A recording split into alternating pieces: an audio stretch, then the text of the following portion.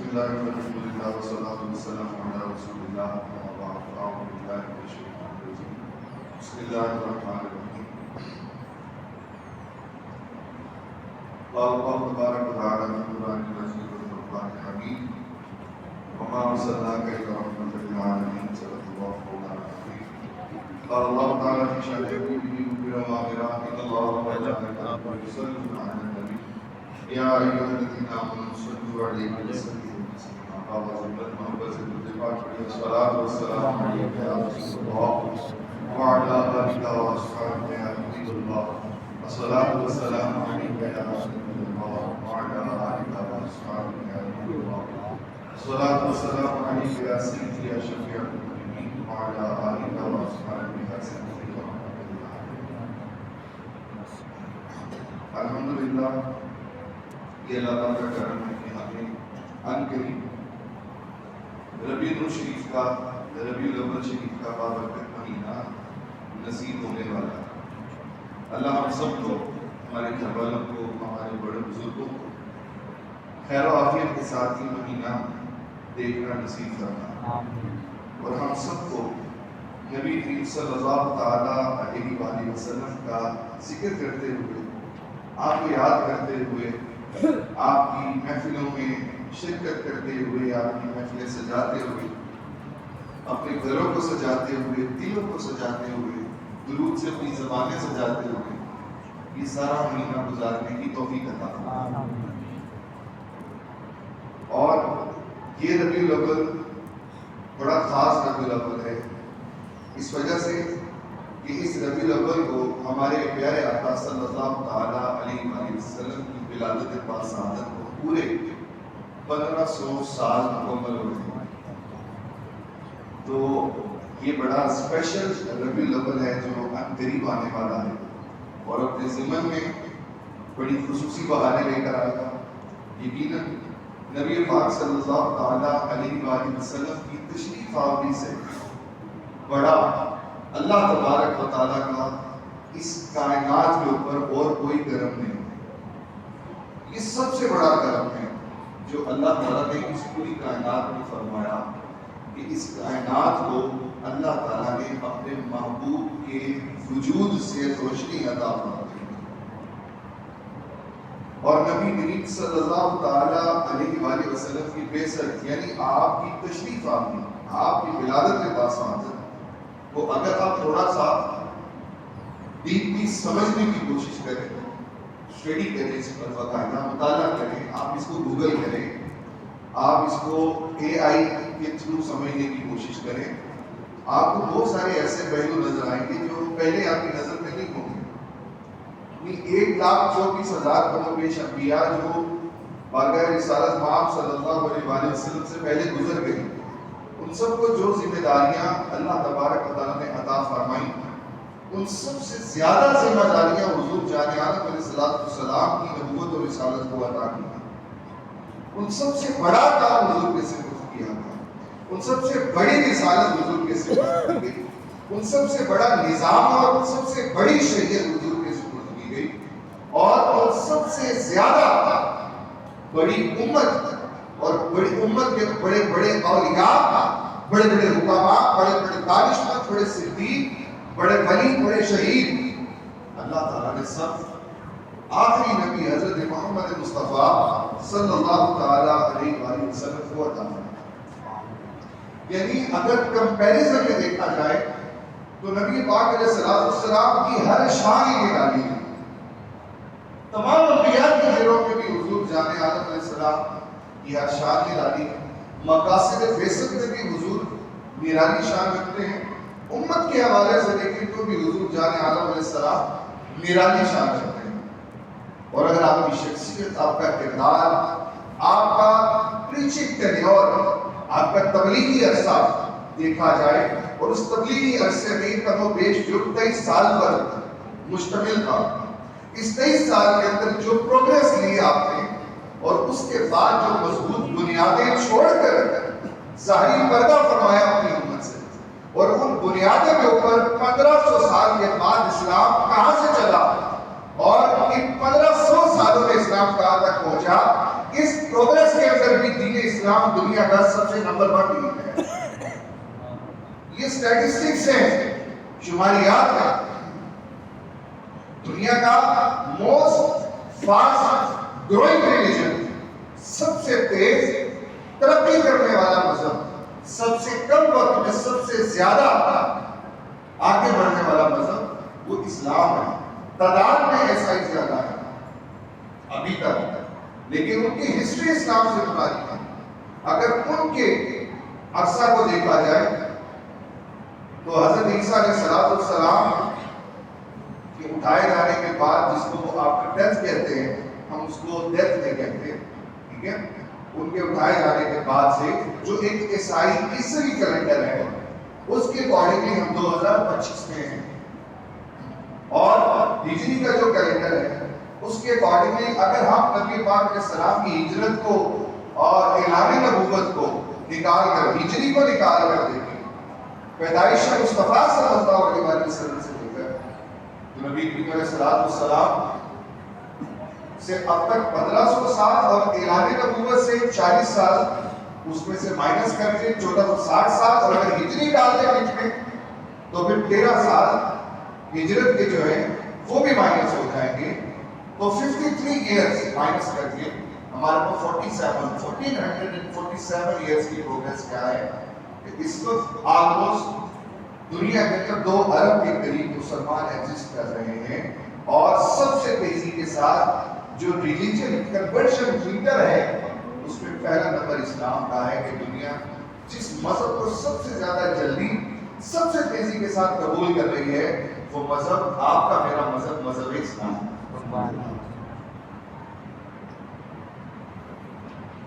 آخر اسلام میں ایسی کون سی کوشش ہے جس میں اللہ تبارک و تعالیٰ نے دنیا کے لیے اتنی پاور رکھی ہے، اتنی اٹریکشن رکھی ہے کہ لوگ تیزی کے ساتھ اسلام کی طرف مائل ہوتے چلے جا رہے ہیں، اپنا مذہب چھوڑتے چلے جا رہے ہیں، کہ جن کا کوئی مذہب نہیں وہ دین اسلام کو قبول کرتے چلے جا رہے ہیں.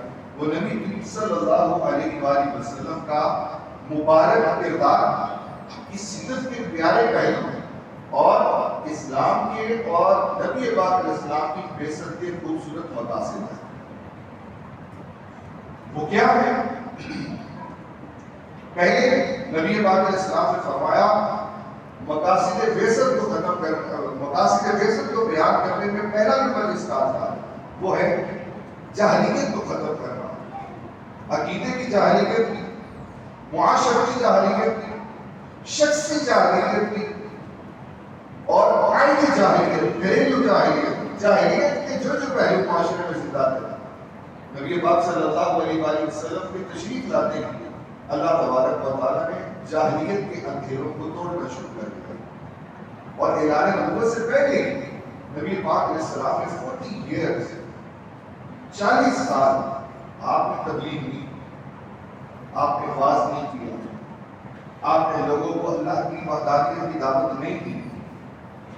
حالانکہ ہمارا یہ اعتقاد اور ایمان ہے کہ نبی پاک علیہ السلام تخلیق آدم علیہ نبینا علیہ السلام سے پہلے بھی نبوت کے درجے پر فائز تھے. یہ آپ کی اسپیشیلٹی ہے، آپ کا خاصہ ہے، کیونکہ حدیث مبارکہ میں اس راحت کے آقا خود فرما چکے کہ کنت نبی و آدم بین الماء والطین، میں اس وقت بھی نبی تھا جب آدم مٹی اور پانی کے درمیان تھے، یعنی اس پروسیس کے درمیان تھے کہ مٹی اور پانی ابھی ایک دوسرے کے ساتھ نہیں ملے، خمیر آدم ابھی تیار نہیں ہوا، ابھی خمیر بشر تیار نہیں ہوا، ابھی بشر کا جو فزیکل سٹرکچر تھا وہ تیار نہیں ہوا، اور اس کے اندر اسپرچولیٹی اور روحانیت کو، روح کو ابھی دخل نہیں دیا گیا. ابھی یہ سب چیزیں اپنی اپنی جگہ پر وہ پروسیجر کے اندر ہیں. حضور فرماتے ہیں کنت نبیّا، میں اس وقت موجود بھی تھا اور میں نبی بن کر موجود تھا. یہ ہمارا اعتقاد ہے، ہمارا ایمان ہے. نبی پاک علیہ السلام کی یہ نرالی شان ہے جو انبیاء میں کسی اور کے پاس نہیں، اس سے حضور جامعہ علیہ السلام کا خاصہ ہے. تو نبی کریم علیہ السلام جو تخلیق آدم علیہ السلام کو بھی جاننے والے تھے، 40 ایئرز آپ نے تبلیغ دی، حکم الہی کا انتظار کیا، باہروں میں جا کر خلوت اختیار کی، آخر وہ خلوتیں کیا تھی؟ نبی پاک علیہ الصلوۃ والسلام کیا کرتے تھے غار حرا میں؟ آپ سب جانتے ہیں، سب نے پڑھا ہے کہ پہلی پہلی کہاں ہوتی؟ کہاں ہوتی؟ غارے کیا گھر سے آپ کو بلایا گیا تھا کہ حضرت جبریل نے آ کر کہا کہ آپ غار حرا میں آئیں اور پھر وہاں آپ کو میں کلام الہی سناؤں گا؟ ایسا نہیں تھا نا، حضور پہلے سے موجود تھے۔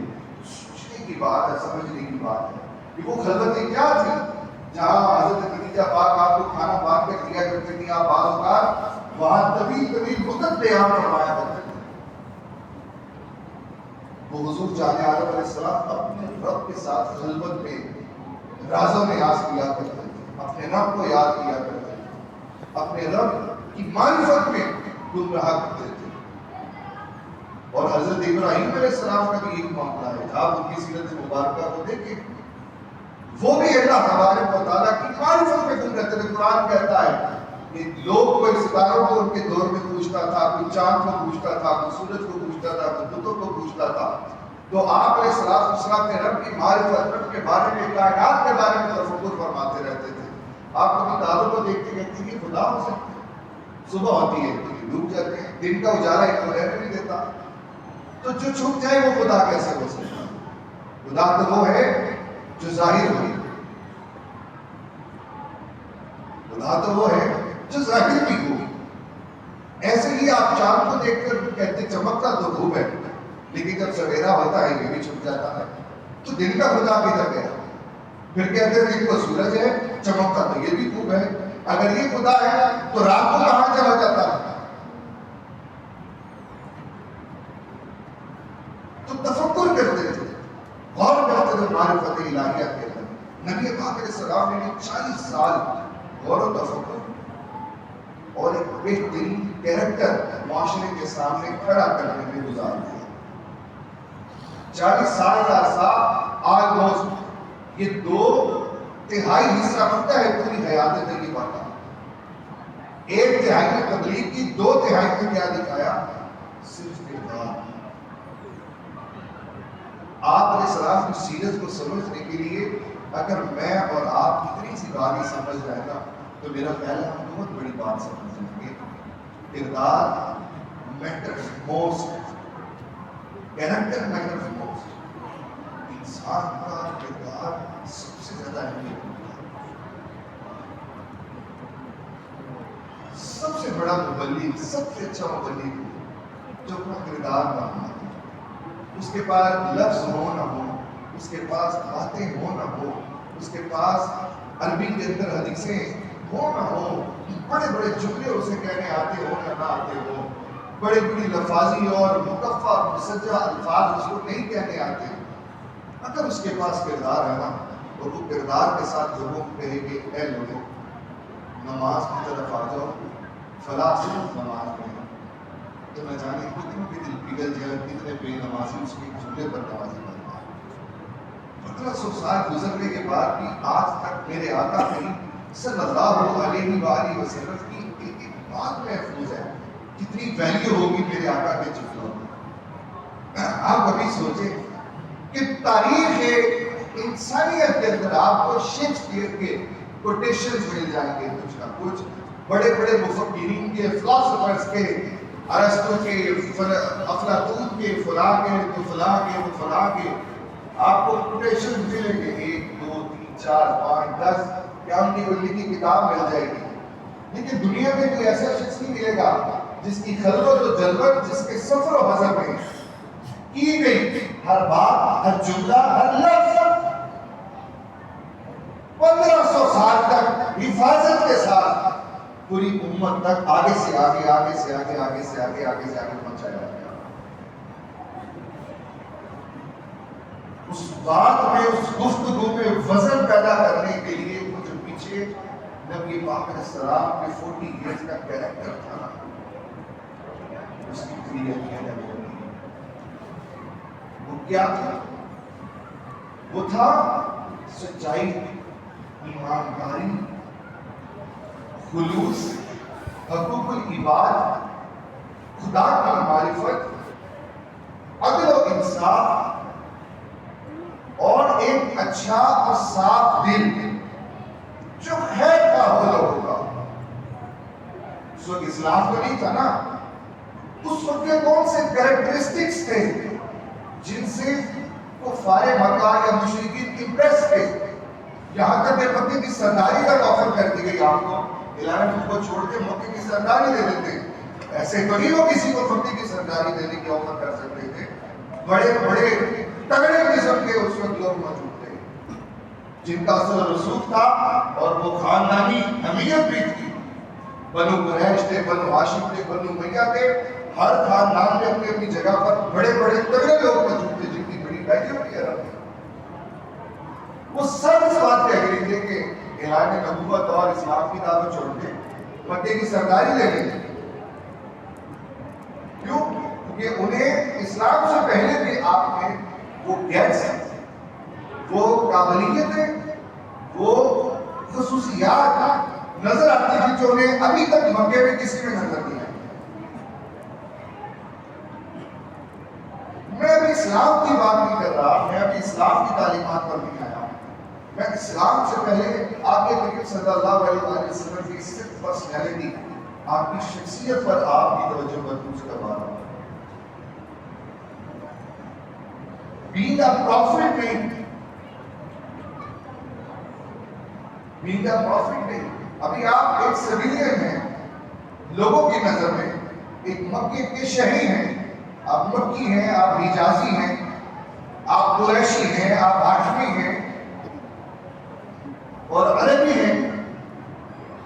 ٹھیک ہے, یہ لوگوں کی نظر میں نبی پاک علیہ السلام کی آئیڈینٹیفیکیشن تھی, علاقائی اور خاندانی آئیڈینٹیفیکیشن کہہ سکتے ہیں آپ اس کو,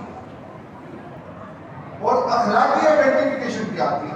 ہم نے دو لفظ سنے ہیں کہ صادق اور امین کہتے تھے کافر. آپ صادق اور امین کیوں کہتے تھے؟ صرف وہ آپ کو مکے کی سرداری کے قابل سمجھتے تھے.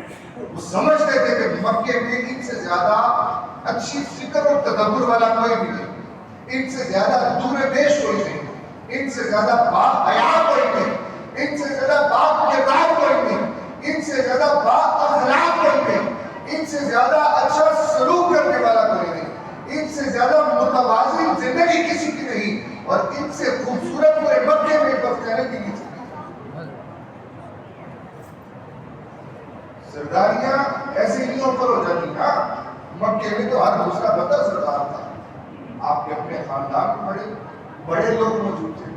ابو لہب کرتا نظر حضور کی دشمنی کے, قریش کا مکے کا معتبر آدمی تھا, خوبصورت آدمی تھا.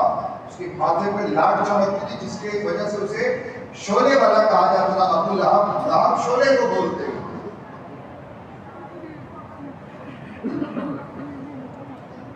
ابو لہب تھا, ابو جہل تھا, اور بھی اس کے علاوہ بہت سارے مکے کے بڑے بڑے نام تھے اس وقت. لیکن نبی پاک علیہ السلام کے اعلان نبوت کے بعد آفر میں نے کہا آپ مکے کے سردار بن جائیں, یہ چھوڑ دیں, مکہ آپ کے سامنے سر جھکائے گا. وہ کس چیز میں جھکانے پر مجبور کیا؟ کردار پر. جان عالم علیہ السلام کا جو ایک معاشرتی کردار تھا. میں صرف اور صرف آج کی گفتگو میں آپ کی توجہ اس بات پر دلانا چاہتا ہوں, ہم تو مسلمان ہیں. جب اسلام نہیں آیا تھا نا, تب بھی میرے آقا بااخلاق تھے, تب بھی میرے آقا کی گفتگو میٹھی تھی, تب بھی وہ کبھی گالی نہیں دیتے تھے, تب بھی وہ بازاروں میں بے ایمانی نہیں کرتے تھے, تب بھی وہ تجارت ایمانداری کے ساتھ کیا کرتے تھے, تب بھی وہ لوگوں میں عدل و مساوات کے ساتھ چلا کرتے تھے, تب بھی وہ لوگوں میں برابری کا درس دیا کرتے تھے, تب بھی وہ امیر اور غریب کا فرق ختم کرنا پسند کرتے تھے, تب بھی وہ لوگوں کو ہمیشہ اچھے اخلاق, جاہلیت کی باتوں سے دور رہنے, بدشگونی لینے سے روکا کرتے تھے اور اس کو ناپسند کیا کرتے تھے.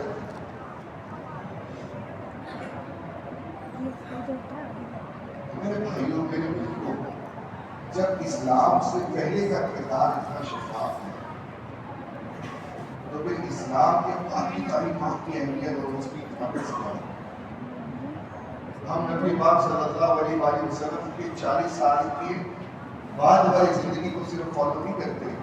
اللہ تعالیٰ نے نبی پاک علیہ السلام کی پیدائش سے مثال ظاہری تک جتنی گھڑیاں تھیں نا، جتنی گھڑیاں میں دن کی بول رہا، جتنی گھڑیاں اس جہاں کو میسر آئی کہ اس جہاں نے وہ مبارک سانسیں حضور جان عالم علیہ السلام کی حاصل کی، اور وہ سعادت پائی کہ حضور نے اپنی مبارک سانسیں اس جہاں میں دی.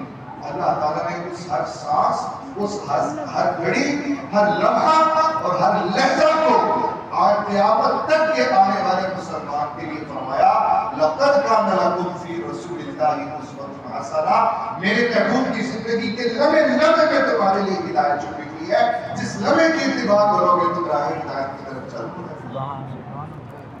یہ فلسفہ ہے 40 سال کے بعد کی اتباع پر لازمی کی. حضور جان عالم علیہ السلام کی جوانی کا دور بھی ہمارے لیے قابل اتباع ہے. نبی پاک علیہ السلام کا ایک مثال بچپن بھی ہماری نسلوں کے لیے قابل اتباع ہے، اور نبی پاک علیہ السلام کے اعلان نبوت کے بعد کا دور بھی ہمارے لیے قابل اتباع ہے.